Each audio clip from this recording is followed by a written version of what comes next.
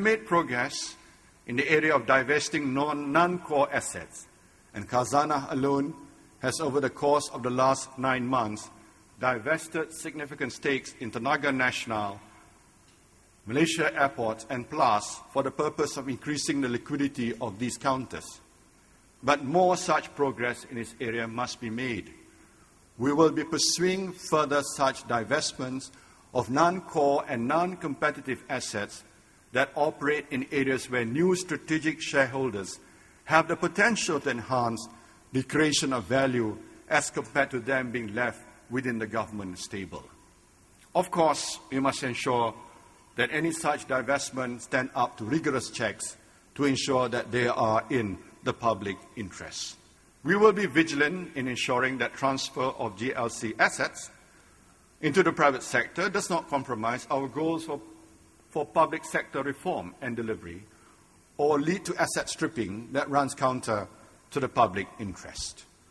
For a predetermined period of time, this may include the retention of key management and the prevention of involuntary staff layoffs. Equally, I recognize the importance of reviewing existing tariffs and incentives available to GLCs if we are to attract private sector investment, and I propose that such reviews are taken up at the cabinet level. With clear guidelines and strategic principles in place, I can say that the journey on GLC transformation continues to maintain its momentum. And I can go further today with the announcement that Khazanah has resolved to divest its controlling 32% stake in Post Malaysia through a two-stage strategic divestment process. To promote higher levels of economic investment, expansion and growth, several parcels of land in Jalan Stoner, Jalan Ampang, Jalan Litkol, Kuala Lumpur have been identified to be tendered out and developed by the private sector. This asset, if not developed, will be wasteful, and the government will incur costs of maintaining it. This initiative will be a good kickoff for more outright sale and joint ventures between the public and private sectors in land development. In this regard, I would like to inform you that Government of Malaysia and the EPF will form a joint venture to promote the development of 3,000 acres of land in Sungai Buloh into a new hub for the Klang Valley. This will lead to over 5 billion ringgit of new investment being made that will have an immediate effect on domestic growth with an enormous potential for the private sector to participate in it prominently.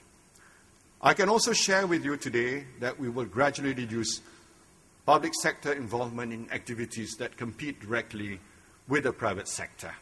We have begun a review of a number of companies under the Minister of Finance Incorporated and other agencies that I can inform you that we are considering privatization measures related to Percetakan Nasional Malaysia Berhad, CTRM Aero Composite Sinan Berhad, 9 Bio Sinan Berhad, Inno Bio Sinan Berhad, and with more companies under consideration. In addition, Petronas has already identified 2 sizable subsidiaries with good track records to be listed this year. These initiatives have the goal to reduce the government presence directly or indirectly in business activities that are best carried out by the private sector, and a clear signal of our commitment to promoting competition in the economy, risk-taking, and long-term economic growth that benefits all Malaysians. As I have stressed today, we cannot afford to slip back to the status quo. The challenge that stands before us requires an urgent need to review the way things are being done. Institutions, approaches, and systems that have worked well in the past may need to be altered to suit the changing global landscape. The announcements I've made today on new divestment, public and private partnerships, and the renewal of government processes to spark growth are a clear sign of our commitment to reform and position our country, our workforce, our companies, and our future generations for the challenges of a competitive global economy.